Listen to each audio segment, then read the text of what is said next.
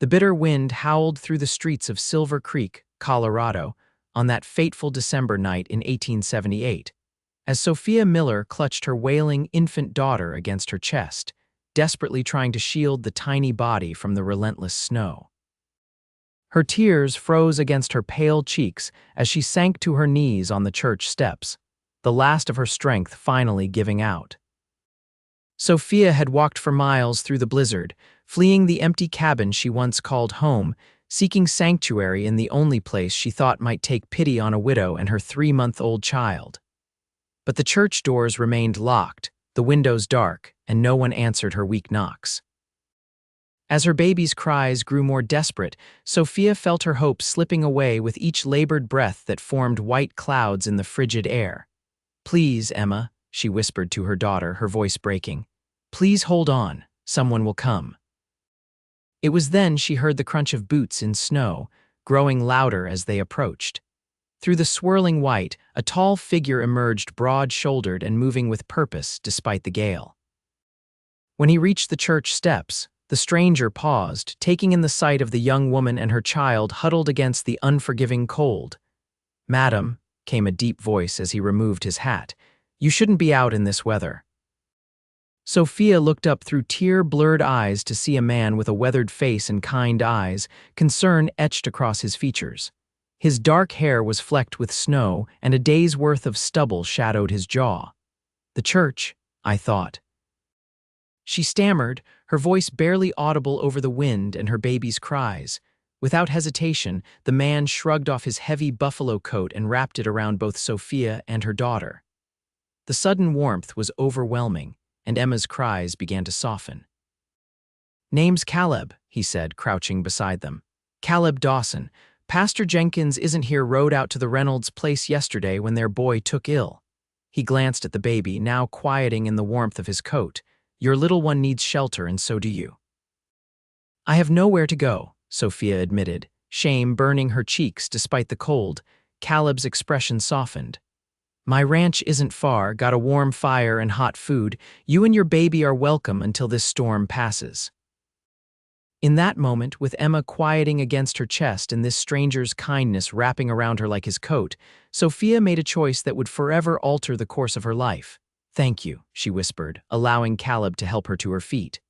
"I'm Sophia Miller." "And this is Emma." Caleb nodded once respectfully. "Let's get you both somewhere warm, Mrs. Miller. My horse is just around the corner." "It's Miss," she corrected quietly. "Emma's father, he's been gone since before she was born." Something shifted in Caleb's eyes, not pity, but understanding. He helped her onto his horse, ensuring the coat remained securely around mother and child, before mounting behind her. As they rode through the blinding snow, Sophia felt the solid warmth of the cowboy's chest against her back, his arms encircling her as he held the reins. For the first time in months, she felt safe. The journey to Caleb's ranch took nearly an hour through the worsening storm.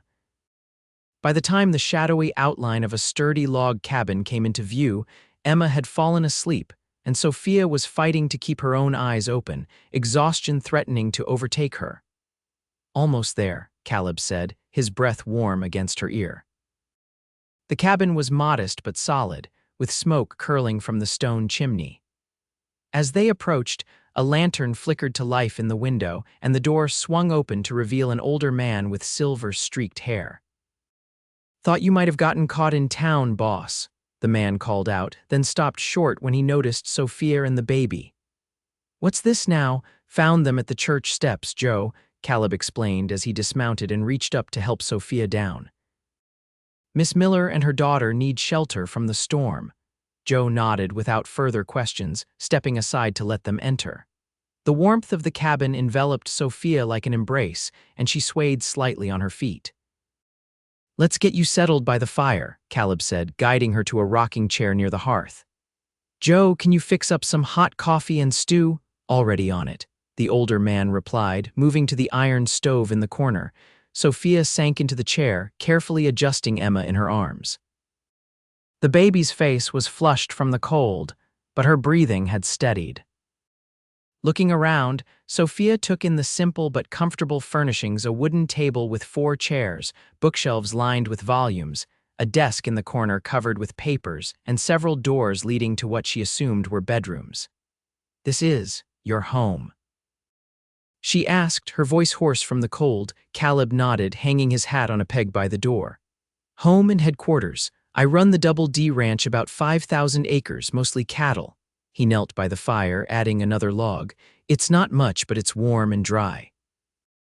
"It's wonderful," Sophia said sincerely. After months of struggling alone in a one-room cabin with a leaky roof and drafty walls, Caleb's home seemed like a palace. Joe approached with a steaming mug. "Coffee with plenty of sugar, miss. The stew will be ready shortly." "Thank you," Sophia said, taking the mug carefully while balancing Emma. Caleb noticed her predicament and reached for the baby. "May I?" he asked, his hands hovering uncertainly. Surprised, Sophia hesitated only briefly before nodding. Caleb gently lifted Emma, cradling her with unexpected expertise against his broad chest. The baby stirred but didn't wake, settling against him as if she belonged there. "You have children of your own, Mr. Dawson?" Sophia asked, sipping the sweet coffee gratefully. A shadow passed over Caleb's face. "No, madam, but my sister had 4 little ones. I helped with them whenever I could." The past tense wasn't lost on Sophia, but she didn't press. Instead, she watched as this rugged cowboy held her daughter with tender care, his calloused fingers adjusting the blanket around Emma's tiny face. "If you don't mind my asking," Caleb said after a moment, "what brought you out in weather like this?" Sophia stared into her coffee cup, shame washing over her again. "My landlord gave me until sundown to vacate. I couldn't pay the rent." She swallowed hard. I hoped the church might offer shelter, at least for the night." Caleb's jaw tightened, but his voice remained gentle. "Where's your family?" "Back east, Philadelphia." Sophia's grip on the mug tightened. "They disowned me when I followed my husband west, said I'd made my bed." A bitter laugh escaped her. "They were right, I suppose." "No," Caleb said firmly. "No one deserves to be abandoned, especially not with a child." His words, spoken with such conviction, brought fresh tears to Sophia's eyes. She blinked them away, unwilling to appear any weaker than she already had. Joe returned with a bowl of stew and thick slice of bread. "You need to eat, miss. Get your strength back." Sophia accepted the food with murmured thanks, suddenly aware of her gnawing hunger. As she ate, Caleb continued to hold Emma, studying the sleeping infant's face with an expression Sophia couldn't quite decipher. "You're welcome to stay here until you get back on your feet," he said finally. "I've got a spare room used to be my sister's. It's yours for as long as you need it." Sophia nearly choked on her stew. "Mr. Dawson, I couldn't impose. It's no imposition," he interrupted gently. "That room's been empty for 2 years now, and winter's no time for a woman and baby to be without shelter." He shifted Emma in his arms. "Besides, Joe here could use some company besides an old cowboy like me, couldn't you, Joe?" The older man snorted. "Don't you go volunteering me for social duties, boss, but the lady and her little one are welcome, sure enough." Sophia looked between the 2 men, overwhelmed by their generosity. "I don't know how I could ever repay you." "No need," Caleb said simply. "Just get some rest. Things will look brighter in the morning." That night, after being shown to a small but comfortable bedroom with a handmade quilt on the bed, Sophia laid Emma in a dresser drawer padded with blankets, a makeshift crib. The baby slept soundly, exhausted from their ordeal. Sitting on the edge of the bed, Sophia allowed herself to truly breathe for the first time in months. She hadn't told Caleb the whole truth. Yes, she'd been evicted, but that was only the final blow in a long series of hardships. Her husband, Charles, had brought her west with promises of fortune in the silver mines, only to abandon her 6 months into her pregnancy, running off with a saloon girl to try his luck in California. The money he'd left had barely covered the birth of their daughter, and since then, Sophia had scraped by on what little she could earn taking in mending. Outside, the blizzard raged on, but here, in this stranger's home, Sophia felt a fragile seed of hope taking root. Tomorrow would bring new challenges, but for tonight, she and Emma were safe, warm, and fed, and that was more than she had dared to pray for when she'd collapsed on those church steps. As exhaustion claimed her, Sophia's last thought was of Caleb Dawson's strong arms holding her daughter and the unexpected kindness in his storm-gray eyes. Morning arrived with brilliant sunshine that turned the snow-covered landscape into a dazzling expanse of white. Sophia woke to Emma's hungry cries and the smell of coffee and bacon wafting through the house. For a disorienting moment, she couldn't remember where she was. Then the events of the previous night came rushing back. After feeding Emma and changing her into the one clean diaper she had left, Sophia straightened her own rumpled dress as best she could and ventured out to the main room. Caleb stood at the stove, his back to her, while Joe sat at the table reading a newspaper. "Good morning," she said softly. Both men turned. Joe nodded pleasantly, but Caleb's face broke into a warm smile that transformed his weathered features. "Morning, Miss Miller. Hope you slept well." "Better than I have in months," she admitted. "Thank you again for your kindness." Caleb waved away her thanks. "Breakfast is almost ready. Coffee's hot if you'd like some." As they ate, Caleb outlined his plans for the day. The storm had passed, but the snow was deep, making travel difficult. "I need to check on the herd," he explained. "Some of the cattle might have drifted in the storm. Joe will stay here in case you need anything." "I don't want to disrupt your work," Sophia said quickly. "Emma and I can manage on our own."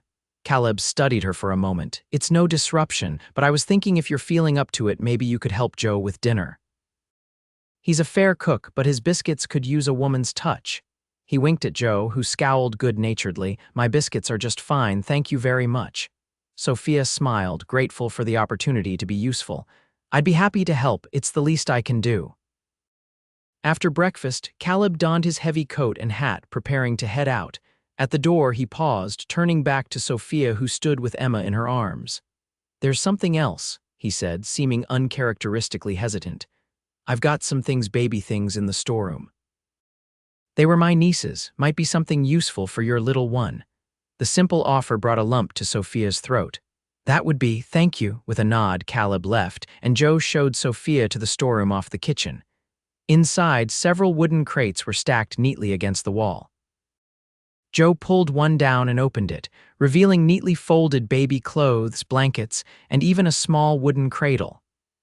"His sister Sarah and her family lived here for a spell," Joe explained as Sophia ran her fingers over the soft blankets. "After her husband was killed in a mining accident, Caleb brought them all to live with him. That was before my time, but I know he doted on those children something fierce." "What happened to them?" Sophia asked, carefully lifting a tiny dress from the crate. Joe's weathered face grew solemn. "Influenza, 2 winters back. Took Sarah and all 4 children within a week. Nearly broke Caleb. He wouldn't let anyone touch their things after."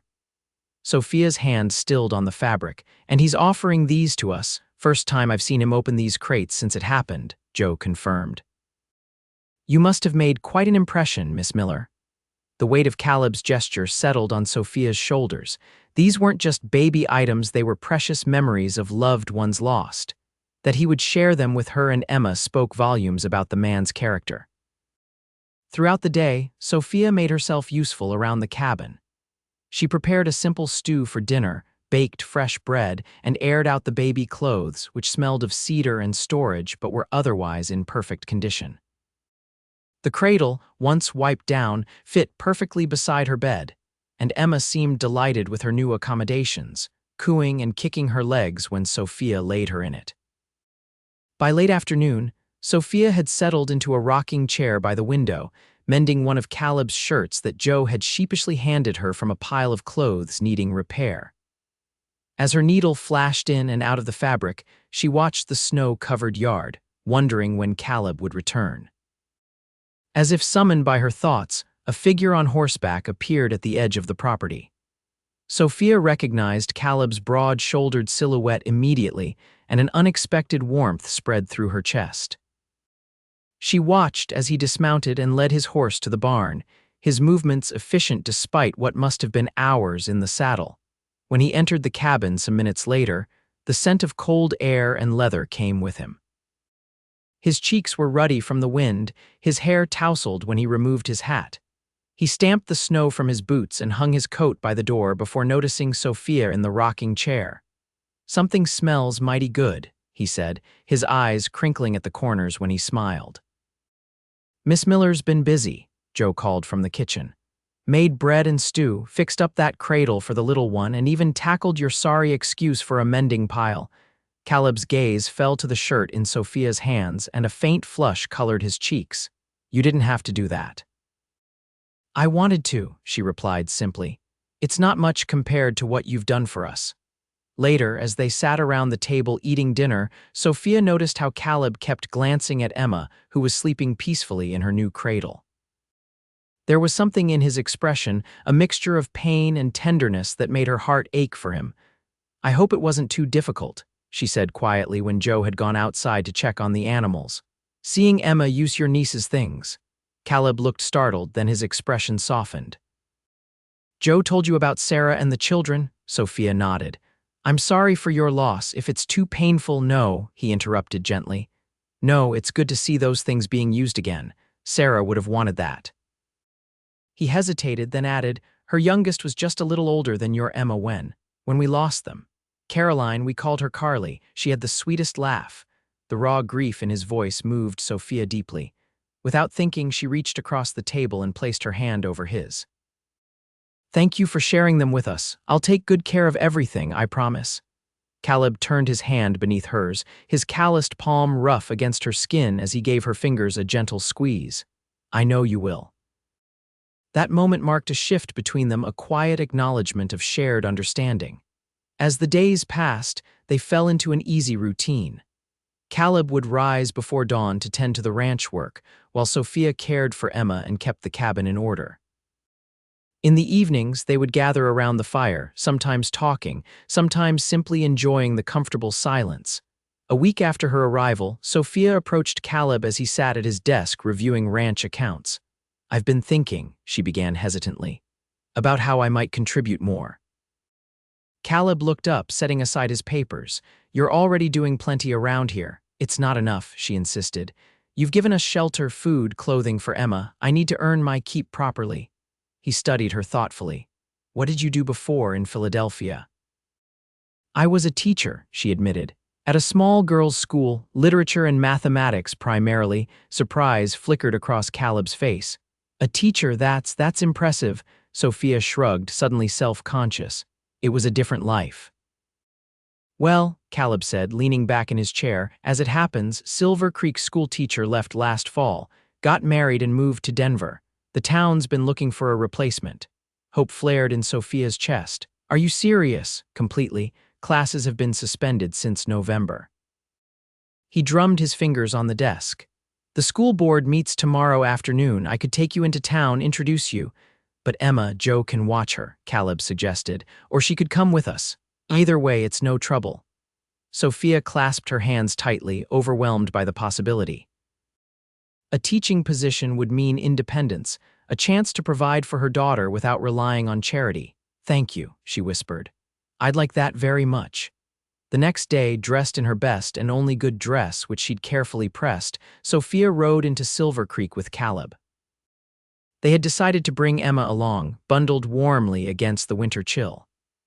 The town was larger than Sophia had expected, with a main street boasting several businesses, a hotel, 2 saloons, and at the far end, a white-painted schoolhouse. As they made their way down the street, Sophia was acutely aware of the curious glances directed their way. Caleb, it seemed, was well known and respected, tipping his hat to those they passed and exchanging brief greetings. Word travels fast in small towns, he murmured as they approached the general store. People are wondering who you are. What have you told them? Sophia asked, suddenly nervous. Nothing yet, he replied with a slight smile. Figured that was your story to tell. Inside the general store, a plump, friendly-faced woman approached them immediately. Caleb Dawson, as I live and breathe, we haven't seen you in town for weeks. Been busy with the herd, Mrs. Peterson, Caleb replied pleasantly. May I introduce Miss Sophia Miller and her daughter, Emma, Mrs. Peterson's curious gaze swept over Sophia, lingering on Emma's sleeping face. A pleasure, dear. New to Silver Creek, are you? Yes, Sophia answered, straightening her shoulders. Mr. Dawson mentioned the town is in need of a teacher. I hope to speak with the school board. Interest sparked in Mrs. Peterson's eyes. "You're a teacher." "Well, isn't that fortunate? The children have been running wild since Miss Thompson left. My Henry's forgotten half his arithmetic already." "The board's meeting at 2 o'clock, Caleb said, "at the hotel dining room." "Oh, they'll be delighted," Mrs. Peterson declared. "We've had no luck finding anyone qualified. Most young women out here barely have an education themselves." She leaned closer to Sophia. "Where did you teach before, dear?" "In Philadelphia," Sophia replied. "At the Fairfield Academy for Young Ladies." Mrs. Peterson looked suitably impressed. "Eastern education. Well, you must meet my husband, he's on the board. Come, I'll introduce you right now, he's just in the back." As Mrs. Peterson bustled away to fetch her husband, Caleb gave Sophia an encouraging smile. "Told you they'd be interested." "She hasn't even asked my qualifications," Sophia whispered. "Out here, the fact that you can read and write puts you ahead of half the population," Caleb replied wryly. "Add in your Eastern education and you're practically royalty." By the time they left the general store, Sophia had met not only Mr. Peterson but 2 other board members who happened to be shopping. All had expressed keen interest in her teaching credentials and invited her to the official meeting that afternoon. "That went well," Caleb observed as they stepped back onto the boardwalk. "How about some lunch before the meeting? The hotel dining room serves a decent steak." Sophia hesitated, conscious of her limited funds. "I don't think my treat," Caleb insisted. "Consider it a celebration of your future employment. You seem very confident they'll hire me." His eyes crinkled with amusement. "Did you see how they looked at you? Like you were water in the desert. Trust me, the job is yours if you want it." The hotel dining room was relatively quiet when they arrived, with only a few tables occupied. The hostess, a tall woman with graying hair pinned severely at the nape of her neck, showed them to a table by the window. "Mr. Dawson," she acknowledged with a nod. "Haven't seen you in town for some time. Been busy at the ranch, Mrs. Holcomb," Caleb replied. "This is Miss Sophia Miller and her daughter, Emma." Mrs. Holcomb's eyes narrowed slightly as she took in Sophia and the baby. "I see. Will you be staying in Silver Creek long, Miss Miller?" Before Sophia could answer, Caleb spoke.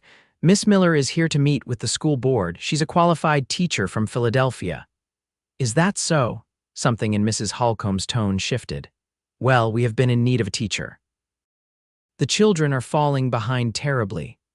Throughout lunch, several more townspeople stopped by their table, each curious about the newcomer.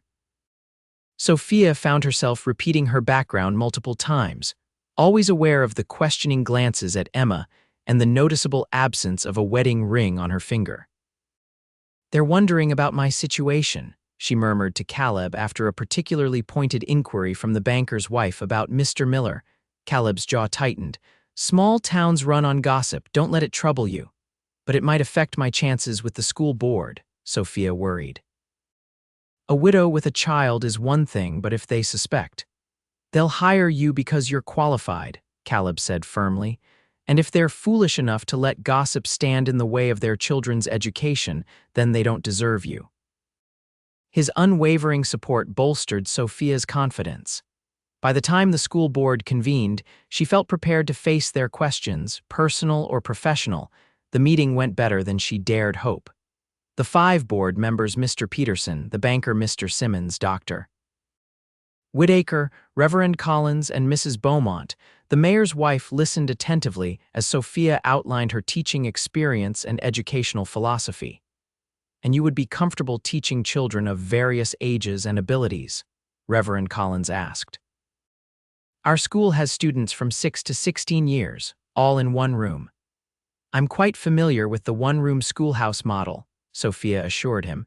"It presents challenges, certainly, but also opportunities for older students to mentor younger ones."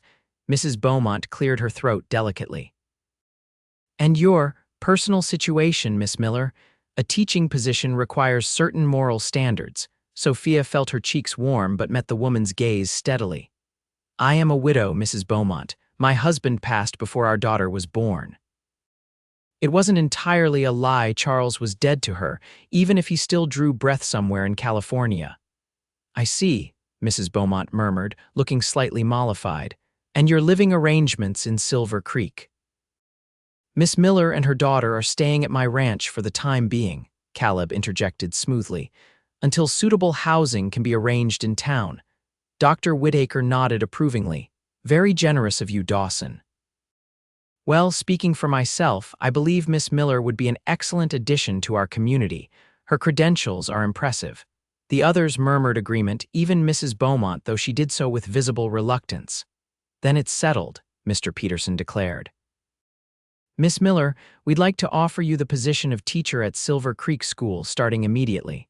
The salary is $40 per month, with lodging included. There's a small apartment attached to the schoolhouse. Sophia's heart leaped. Thank you, I accept with gratitude. As they left the hotel, Sophia could barely contain her excitement. I can't believe it happened so quickly. My own classroom again, and a place for Emma and me to live. Caleb smiled, but Sophia thought she detected a hint of something else in his expression. Regret, perhaps. It's what you wanted, isn't it? Yes, of course, she said quickly. I need to be independent to provide for Emma properly. The schoolhouse apartment is small, Caleb warned as they walked toward their horses. Just 2 rooms from what I've heard, and it's been empty for months. I'm sure it will be fine once it's cleaned up, Sophia replied, though her enthusiasm dimmed slightly at the thought of leaving the comfort and warmth of Caleb's home. You're welcome to stay at the ranch until it's ready, he offered. No need to rush, relief washed over her. Thank you. That would be wonderful. As they mounted their horses for the ride back to the ranch, Emma securely bundled against Sophia. Neither spoke for several minutes. Finally, Caleb broke the silence. I'm proud of you, he said simply. Takes courage to start over like you're doing. His words warmed Sophia more than she cared to admit. I couldn't have done it without your help. You'd have found a way, he replied with certainty. You're stronger than you know, Sophia Miller. It was the first time he'd used her given name, and hearing it in his deep voice sent an unexpected shiver through her that had nothing to do with the winter air. The next 2 weeks passed in a flurry of activity. Sophia divided her time between preparing lessons for her new pupils and working with several townswomen to clean and furnish the schoolhouse apartment. The town had taken up a collection to provide basic necessities: a bed, table, chairs, and cooking supplies, while Caleb contributed a crib and rocking chair from his sister's belongings. Throughout it all, Sophia was conscious of the approaching day when she and Emma would leave the ranch. The thought filled her with conflicting emotions. On one hand, she craved the independence of having her own home and career again. On the other, she had grown accustomed to Caleb's quiet presence, to Joe's gruff kindness, to the comfort of belonging somewhere. More troubling were the feelings she'd begun to harbor for Caleb himself. She'd catch herself watching him as he worked around the ranch, admiring the strength in his shoulders, the gentleness in his hands when he held Emma. In the evenings, their conversations by the fire had grown deeper, more personal, as they shared stories of their pasts and dreams for the future. It was dangerous territory for a woman in her position. Sophia had already made one disastrous choice in love. She couldn't afford another, especially not with Emma's future at stake. Yet each day, she found herself more drawn to the cowboy who had rescued them that snowy night. The evening before she was set to move into town, Sophia put Emma to bed early, then joined Caleb on the porch. The night was clear and cold, stars blazing overhead in a velvet sky. They sat side by side on the wooden bench, a respectable distance between them, though Sophia was acutely aware of his presence. Everything ready for tomorrow? Caleb asked, his breath forming clouds in the cold air. I think so, Sophia replied. Mrs. Peterson brought over some final supplies this afternoon: linens, dishes, that sort of thing. Everyone's been incredibly generous. This town takes care of its own, Caleb said, and they're lucky to have you teaching their children. Sophia smiled, though it didn't quite reach her eyes. I'll miss this place, she admitted softly. It's felt like home these past weeks.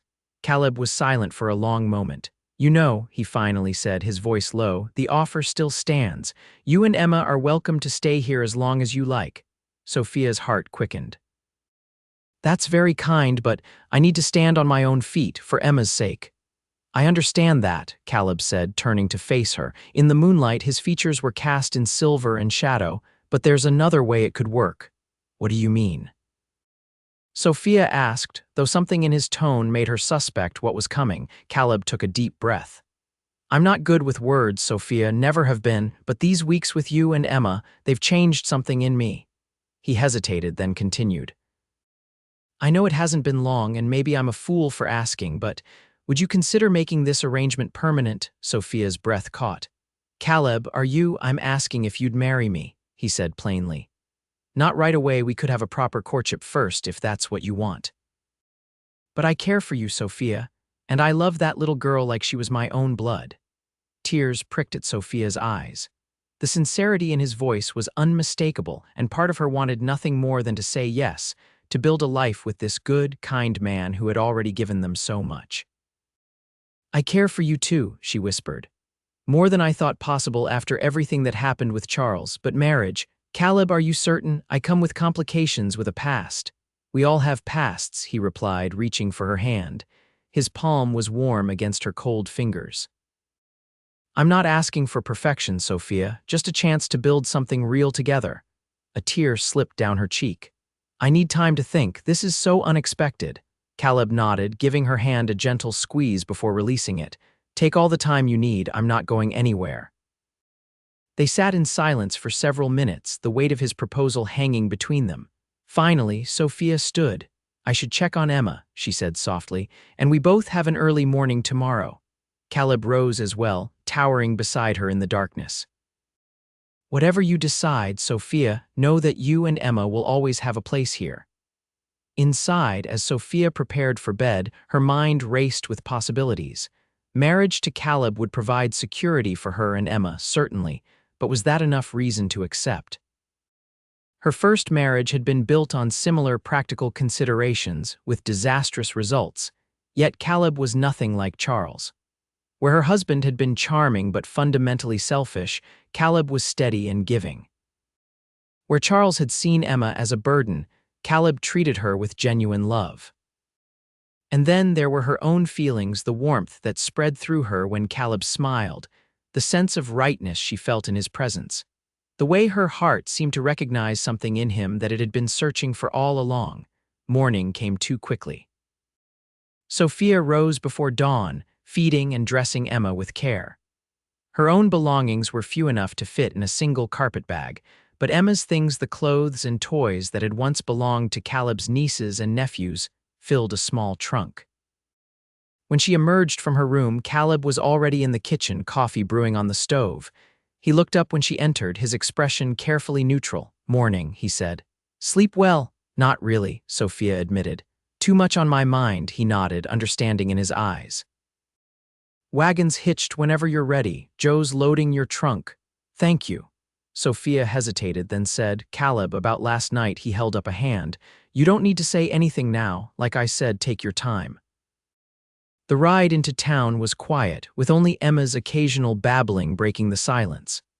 Sophia sat beside Caleb on the wagon seat, Emma in her lap, trying to organize her thoughts into something coherent. But each time she opened her mouth to speak, the words seemed inadequate.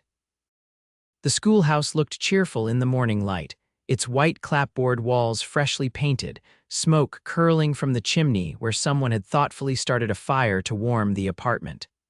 Several townspeople had gathered to welcome them, including Mrs. Peterson with a basket of food and Reverend Collins, who had come to offer a blessing on Sophia's new home. As Caleb unloaded her trunk and carried it into the apartment, Sophia was struck by how small the space truly was, a main room with a stove, table, and 2 chairs, and a bedroom just large enough for her bed and Emma's crib. After the spaciousness of the ranch house, it felt confining. It's cozy, Mrs. Peterson said brightly, arranging her food basket on the table. And right next door to the classroom, so convenient for you. Yes, it's perfect, Sophia replied automatically, though her heart disagreed. After the well-wishers had departed, only Caleb remained, standing awkwardly in the center of the main room, hat in his hands. Well, he said finally, I guess this is it. I suppose it is, Sophia agreed, her voice barely above a whisper. If you need anything at all, send word. I can be here in under an hour. Sophia nodded, fighting back tears. Thank you for everything, Caleb. He stepped forward, hesitated, then placed a gentle kiss on Emma's forehead. "You be good for your mama, little one." Then, before Sophia could react, he brushed his lips against her cheek, the lightest of touches, gone almost before she registered it. "Good luck tomorrow," he said, referring to her first day of teaching. "Those kids don't know how fortunate they are." And then he was gone, the door closing behind him with a quiet click that seemed to echo in the small apartment. Sophia moved to the window, watching as he climbed onto the wagon and took up the reins. Just before he drove away, he looked back at the schoolhouse, his gaze finding her in the window. He raised a hand in farewell, and Sophia returned the gesture, her throat tight with unspoken words. As the wagon disappeared around the bend, Emma began to fuss. Sophia turned from the window to tend to her daughter, pushing aside the hollow feeling in her chest. This was what she had wanted: independence, a fresh start, a chance to rebuild her life on her own terms. So why did it feel like she'd left something precious behind? The next morning, Sophia stood before her new pupils with a bright smile that belied her exhaustion. She had spent a restless night, Emma unusually fussy as if she too missed the comfort of the ranch. But now, facing 28 eager, or in some cases, not so eager faces, Sophia was determined to make a success of her new position. "Good morning, children," she began. "I'm Miss Miller, your new teacher. I'm looking forward to getting to know each of you and helping you learn and grow." The younger children responded with enthusiastic greetings, while the older ones, particularly the boys in the back row, regarded her with skeptical expressions. One gangly youth of about 15 raised his hand. "Yes," Sophia acknowledged him. "Are you really from Philadelphia?" he asked. "Pa says people from back east think they're better than us." A ripple of murmurs ran through the classroom. Sophia met the boys' challenging gaze steadily. "I was born and raised in Philadelphia, yes, but I chose to come west because I believe there are opportunities here that don't exist in the east." She looked around at the class. "I don't think I'm better than anyone. In fact, I expect to learn as much from all of you as you'll learn from me." The boy seemed surprised by her honest answer, and some of the hostility left his expression. "What kind of things could you learn from us?" Sophia smiled. "Well, for starters, I know very little about ranching or farming. I've never tracked an animal or ridden a horse through the mountains.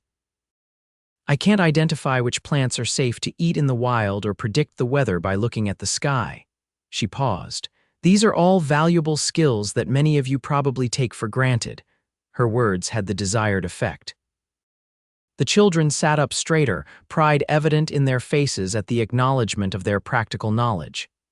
"Now," Sophia continued, "that doesn't mean we won't be studying arithmetic, literature, history, and science.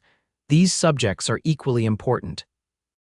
My job is to make sure you have all the tools you need to succeed in life, whether you choose to stay in Silver Creek or venture elsewhere." By mid-morning, Sophia had conducted assessments to determine each child's academic level and divided them into appropriate groups. Emma, secured in a small cradle beside Sophia's desk, had become an object of fascination for the students, who took turns peeking at her during their independent work time. At noon, when the children were released for lunch, Sophia sat at her desk, quickly eating the sandwich she'd packed while reviewing her notes for the afternoon lessons.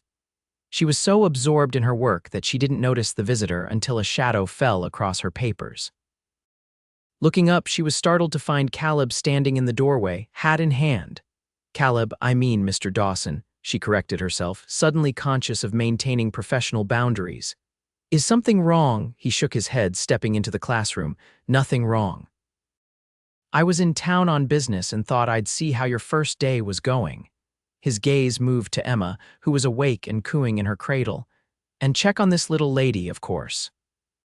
"That's very thoughtful," Sophia said, her heart beating a little faster despite her best efforts to remain composed. "We're managing well. The children seem bright and eager to learn." Caleb nodded, moving closer to stroke Emma's cheek with one finger. The baby grabbed at it, making him smile. "And how about you? Settling in all right?" "Yes, of course," Sophia replied automatically, then hesitated. "Well, mostly. Emma was restless last night. I think she misses the ranch." "Just the ranch?" Caleb asked quietly, meeting her eyes. Sophia felt a blush rising to her cheeks. "Perhaps not just the ranch. Before Caleb could respond, the schoolhouse door burst open and children began streaming back in for the afternoon session. Their chatter died down as they noticed Caleb, several of the boys calling out greetings. "Mr. Dawson, did you bring your horse? Are you going to teach us about roping cattle again?" Caleb laughed, turning to face the excited children. "Not today, boys. I just stopped by to say hello to your new teacher." One of the younger girls piped up, "Is Miss Miller your sweetheart, Mr. Dawson?" The question hung in the air, causing an awkward silence. Sophia felt her blush deepen as all eyes turned expectantly toward them. "Miss Miller is a good friend," Caleb replied diplomatically.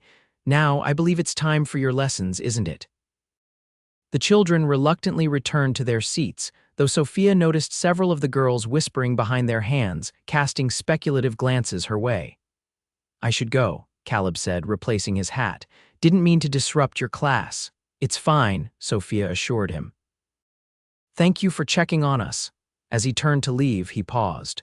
"Sophia, Miss Miller, I meant what I said yesterday. Take all the time you need." With that, he was gone, leaving Sophia to face an afternoon of teaching while her mind remained stubbornly fixed on the cowboy and the decision that awaited her. The remainder of the week passed in a blur of lessons, grading, and caring for Emma.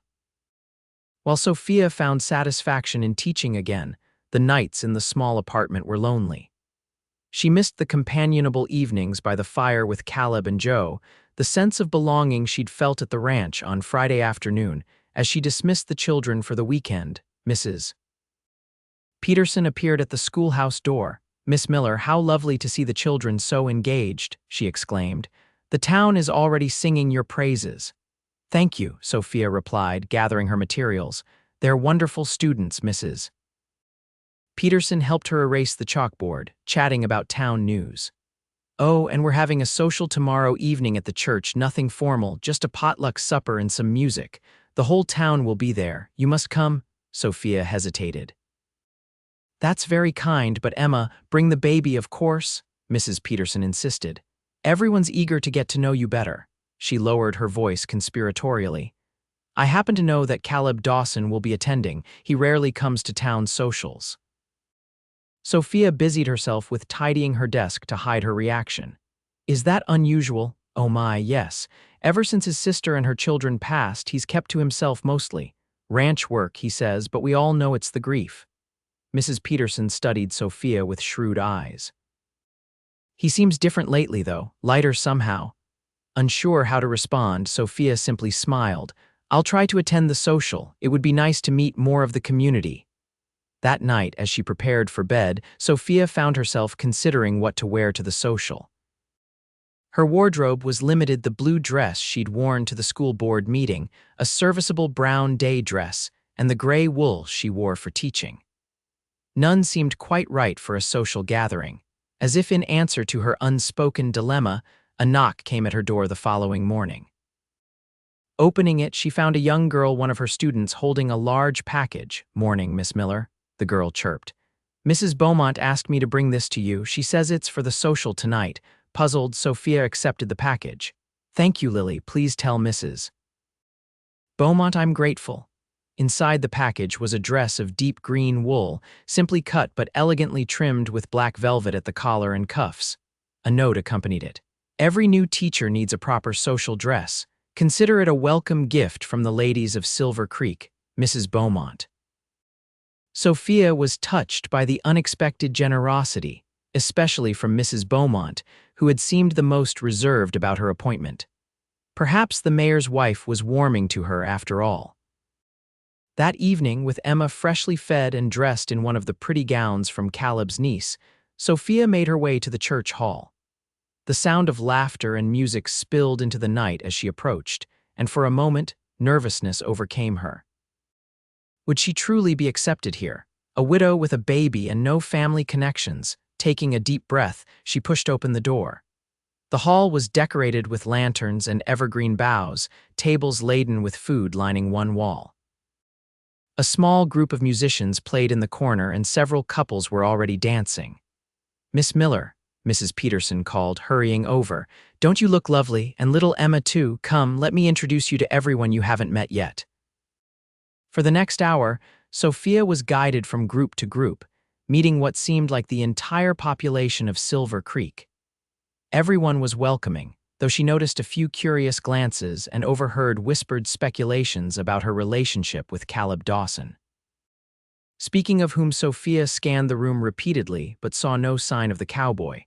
Had Mrs. Peterson been mistaken, or had Caleb changed his mind about attending? As if summoned by her thoughts, the door opened and Caleb stepped into the hall. Sophia's breath caught at the sight of him. Gone were the work clothes and weathered hat. Instead, he wore a dark suit, his hair neatly combed, his face freshly shaved. He looked handsome, imposing, and slightly uncomfortable. His eyes found her immediately, as if drawn by some invisible force. For a long moment, they simply looked at each other across the crowded room. Then, with determined strides, Caleb made his way toward her. "Evening, Miss Miller," he said formally when he reached her side. "You look beautiful." "Thank you," Sophia replied, suddenly shy. "I wasn't sure you were coming. Had some business to finish at the ranch," he explained, "but I wouldn't miss the chance to see you." His gaze dropped to Emma, who was beginning to fuss in Sophia's arms. "How's our girl doing, our girl?" The casual phrase sent warmth spreading through Sophia's chest. "She's getting tired, I'm afraid. We may not be able to stay long." Caleb hesitated, then asked, "Would you like me to hold her for a bit?" "Give your arms a rest." Before Sophia could respond, Mrs. Peterson appeared at her elbow. "Miss Miller, you simply must try Mrs. Holcomb's apple pie. Oh, Caleb, how wonderful to see you at a social again." "Mrs. Peterson," Caleb acknowledged with a nod. "Why don't you take that baby so Miss Miller can enjoy herself?" Mrs. Peterson suggested. "Everyone knows you've got away with children." With a look that asked Sophia's permission, Caleb carefully took Emma from her arms. The baby, who had been fussing, immediately quieted, nestling against his broad chest with a contented sigh. "See," Mrs. Peterson beamed. "Now, Miss Miller, come try that pie, and perhaps later you might save a dance for one of our eligible bachelors." She winked unsubtly at Caleb, who cleared his throat awkwardly. "Actually," he said, "I was hoping Miss Miller might save a dance for me." Sophia smiled, her heart lightening. "I'd like that very much." After sampling the much-praised apple pie, which was indeed excellent, Sophia returned to find Caleb seated in a quiet corner, Emma sleeping peacefully in his arms. The sight of them together, the large, strong cowboy cradling her tiny daughter with such tenderness, made her throat tighten with emotion. "She's completely out," Caleb said softly as Sophia sat beside him. "Guess all the excitement wore her down. She feels safe with you," Sophia observed. "She always has from that first night." Caleb's expression softened as he looked down at the sleeping baby. "Smart girl, takes after her mother." The musicians began a new song, a slow waltz that had several couples moving to the center of the room. "About that dance," Caleb said, glancing toward the makeshift dance floor. "Seems I've got my hands full at the moment." "Next time," Sophia assured him, content to sit beside him, their shoulders almost touching. They watched the dancers in companionable silence for several minutes before Caleb spoke again, his voice low enough that only Sophia could hear. "I've been thinking about what you said about needing to stand on your own feet. I understand that, respect it even." He turned to face her. "But standing on your own doesn't have to mean standing alone, Sophia." His words resonated deep within her. Wasn't that what she truly wanted? Not just independence, but partnership with someone who respected her strength even as they offered their own. "I know," she whispered. "I'm beginning to understand that." Caleb's eyes searched hers. "Does that mean you've been thinking about my proposal?" "I've thought of little else," Sophia admitted. "But Caleb, there's something you should know first." She took a deep breath. "I haven't been entirely truthful about my past." Concern flickered across his face. "What do you mean?" "Charles, my husband, he's not dead," Sophia confessed, her voice barely audible. "At least, not that I know of. He abandoned us before Emma was born, ran off to California with another woman." Understanding dawned in Caleb's eyes. "So you're not a widow?" "No," Sophia said, shame coloring her cheeks. "I let people believe that because it was easier than explaining the truth that I was foolish enough to follow a charming fortune seeker west, only to be abandoned when things got difficult." To her surprise, Caleb's expression held no judgment, only gentle compassion. "That makes him the fool, not you. You're not. Angry that I lied, disappointed maybe that you didn't trust me with the truth sooner, he admitted, but I understand why you did it. He shifted Emma carefully in his arms. Does this change things between us? Sophia considered the question.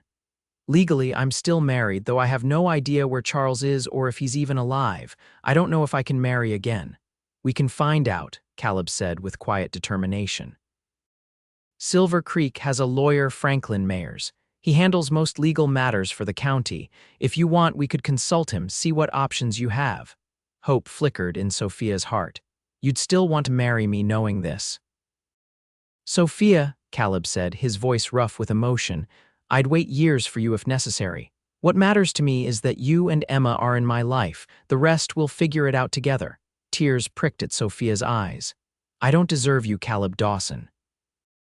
Now that, he said with a gentle smile, is where you're completely wrong. The following Monday after school, Sophia found herself in the office of Franklin Mayers-esque, a spectacled man with thinning hair and a reassuringly methodical manner. Caleb sat beside her, Emma sleeping in his arms, an arrangement that had quickly become familiar over the weekend, which Sophia and Emma had spent at the ranch. Let me understand the situation correctly, Mr. Mayers said, making notes as Sophia explained her circumstances. Your husband, Charles Miller, abandoned you approximately 8 months ago while you were with child. You have had no communication from him since and no knowledge of his whereabouts, though you believe he intended to travel to California. That's correct, Sophia confirmed.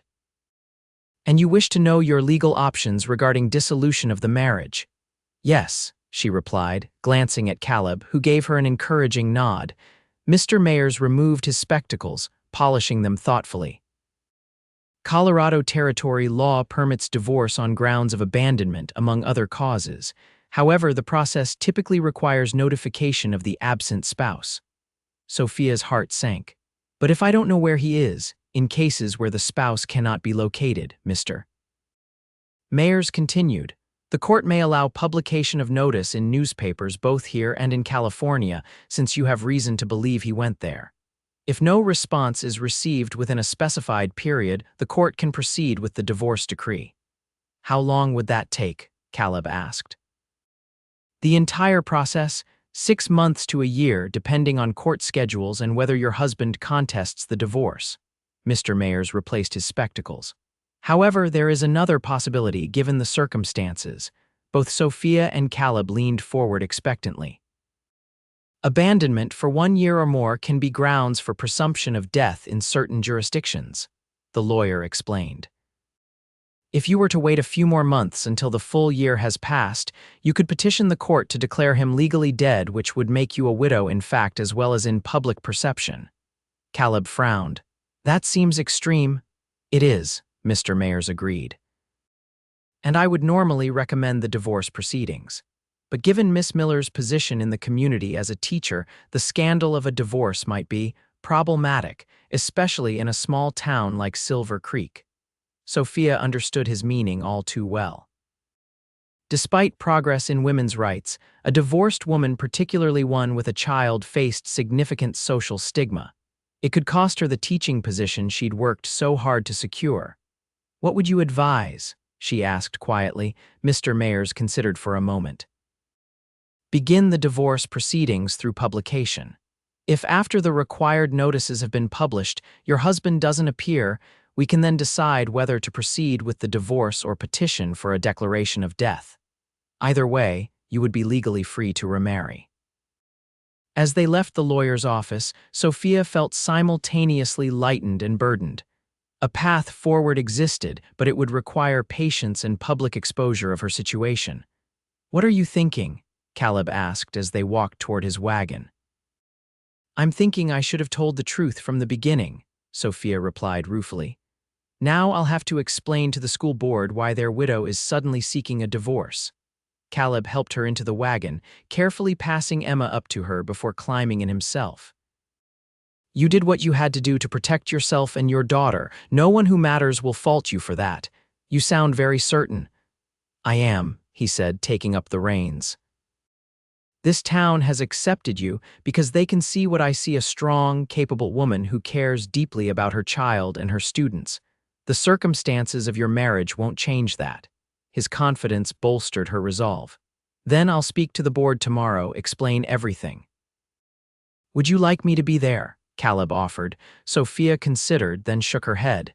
Thank you, but I think this is something I need to do myself. The meeting with the school board the following afternoon was as difficult as Sophia had anticipated. Seated before the 5 members in the hotel dining room, the same place where they had hired her just weeks ago, she felt like a defendant awaiting sentence. Let me be clear, Miss Miller, Mr. Simmons said after she had explained her situation. You intentionally misrepresented yourself as a widow when in fact your husband abandoned you. Yes, Sophia admitted, her hands clasped tightly in her lap. I believed it would be easier for everyone if they thought I was widowed rather than abandoned. I was wrong to deceive you, and I apologize. Mrs. Beaumont sniffed disapprovingly. This puts us in a very awkward position. Parents entrust their children to you, expecting a teacher of irreproachable character. With all due respect, Mrs. Beaumont, Sophia replied evenly, my character should be judged by my actions, not by the actions of the man who abandoned me and his unborn child. Reverend Collins, who had been silent until now, cleared his throat. I must agree with Miss Miller on this point. She has shown herself to be dedicated to her students and of good morals, standing in all her conduct here in Silver Creek. The sin of deception was motivated by fear and a desire to protect her child, understandable, if not excusable. The children adore her, Mr. Peterson added. My Henry has shown more interest in his studies these past weeks than in the entire year before. Dr. Whittaker nodded. And let us not forget that qualified teachers are not easily found in these parts. It would be a disservice to the children to dismiss her over this matter. Mr. Simmons leaned forward. What are your intentions now, Miss Miller? Mr. Mayers informs me you've begun divorce proceedings. Yes, Sophia confirmed.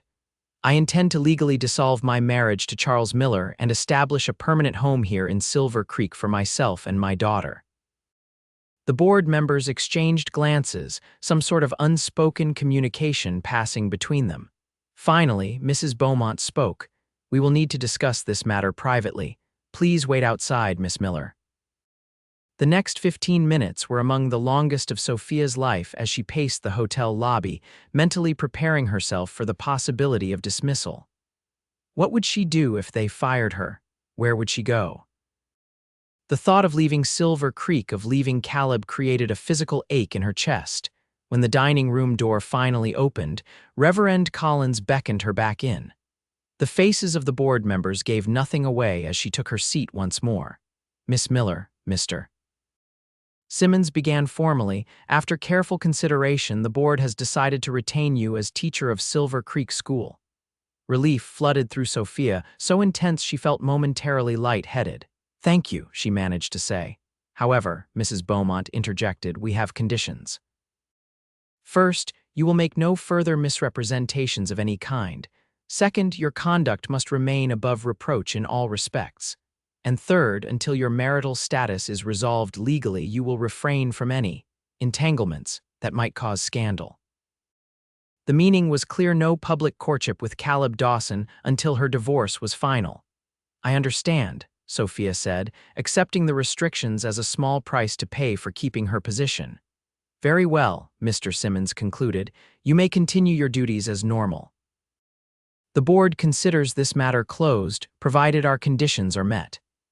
As Sophia left the hotel, the weight of anxiety lifted from her shoulders.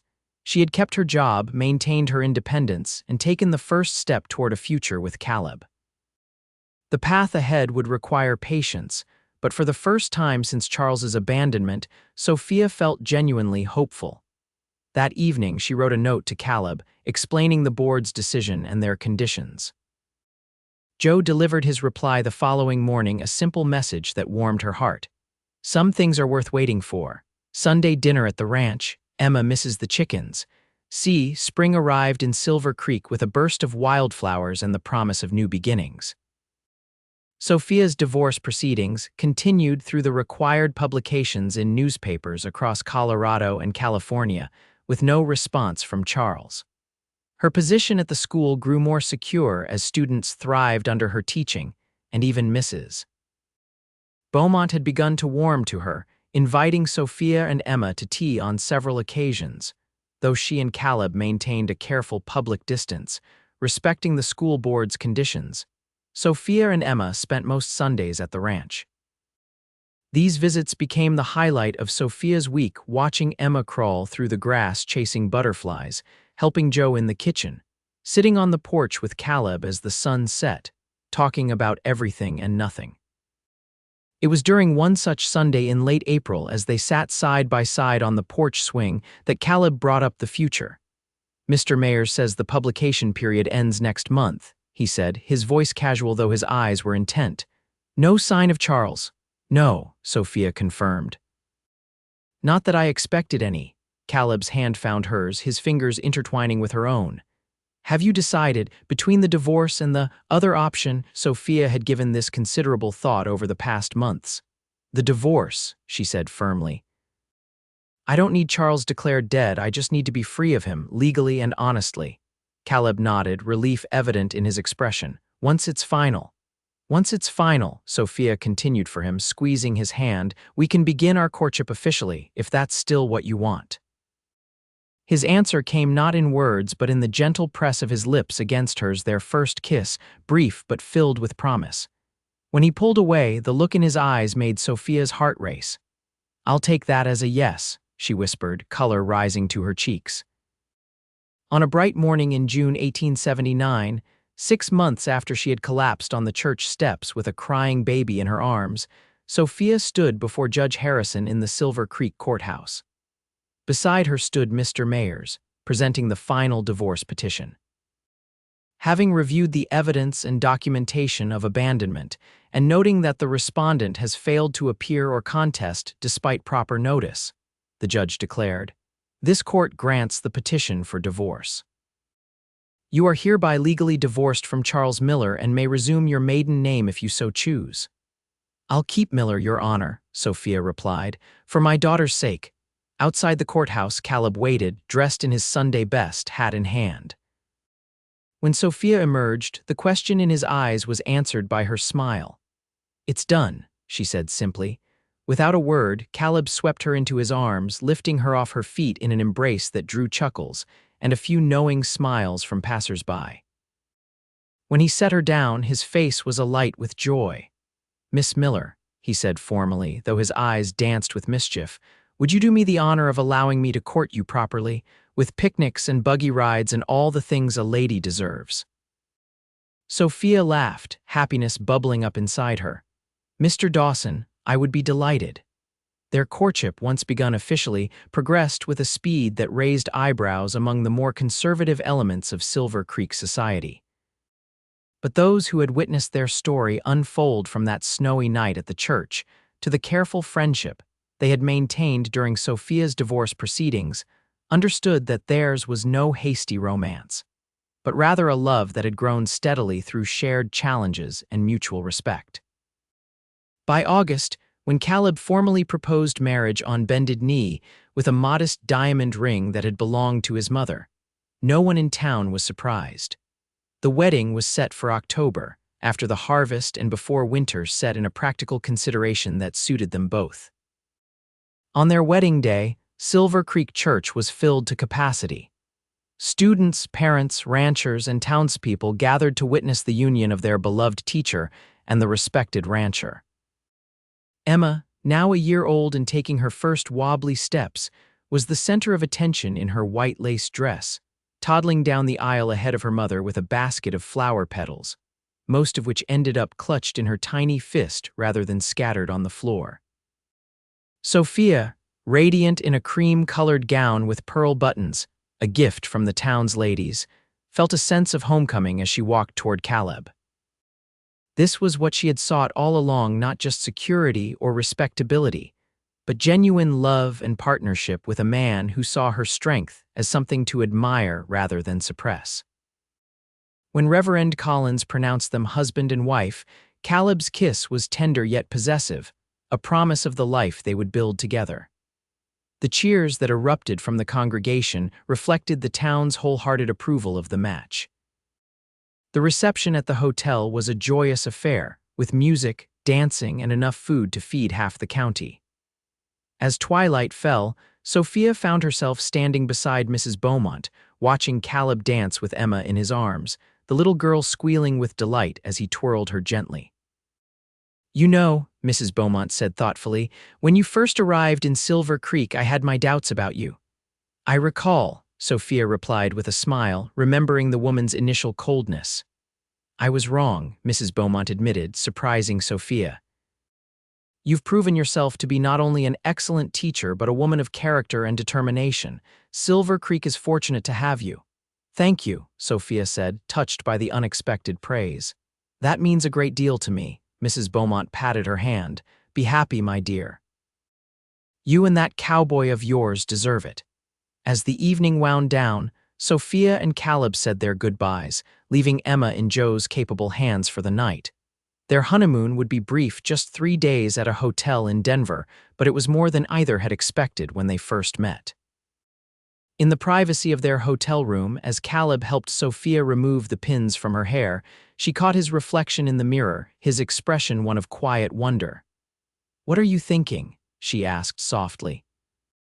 "I'm thinking about that night," he replied, his fingers gentle as they combed through her loosened hair. "How close I came to not going into town if I'd stayed at the ranch." Sophia turned to face him, placing her hands on his chest. "But you didn't. You were there when we needed you most." "And now you're here when I need you," Caleb said, drawing her close. "My wife, my family." As his lips found hers, Sophia surrendered to the knowledge that their journey begun in cold and desperation had led them to this moment of perfect warmth and belonging. Epilogue: 5 years later, the Double D Ranch had prospered under Caleb and Sophia's joint stewardship. What had once been a successful but modest cattle operation had expanded to include horses, a small apple orchard, Sophia's project, and a reputation as one of the finest breeding operations in the territory.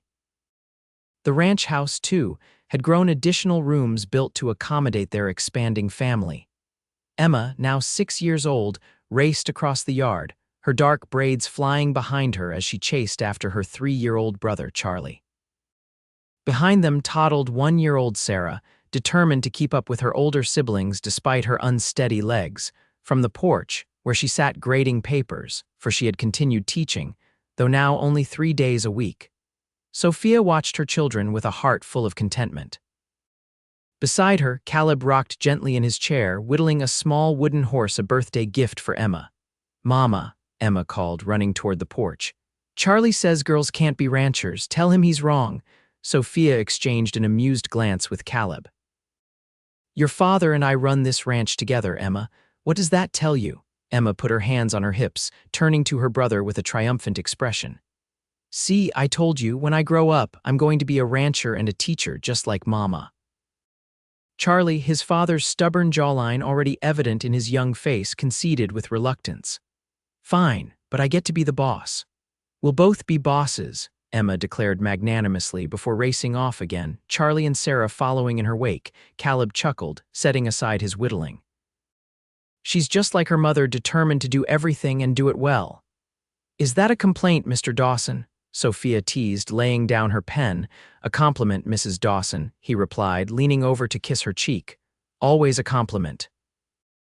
As the sun began to set, painting the mountains in shades of gold and pink, Sophia reflected on the journey that had brought them here. From that desperate night on the church steps to this moment of perfect peace, every hardship, every joy, had shaped their love into something enduring and true. Emma's laughter rang out across the yard, joined by Charlie's deeper giggle and Sarah's delighted squeals. Caleb's hand found Sophia's, his fingers warm and solid around hers, an anchor, a promise, a reminder that sometimes the darkest nights lead to the brightest dawns. "Penny for your thoughts?" Caleb asked, his thumb tracing gentle circles on her palm. Sophia smiled, leaning her head against his shoulder. "I was just thinking how fortunate we are, how one moment, one act of kindness can change everything."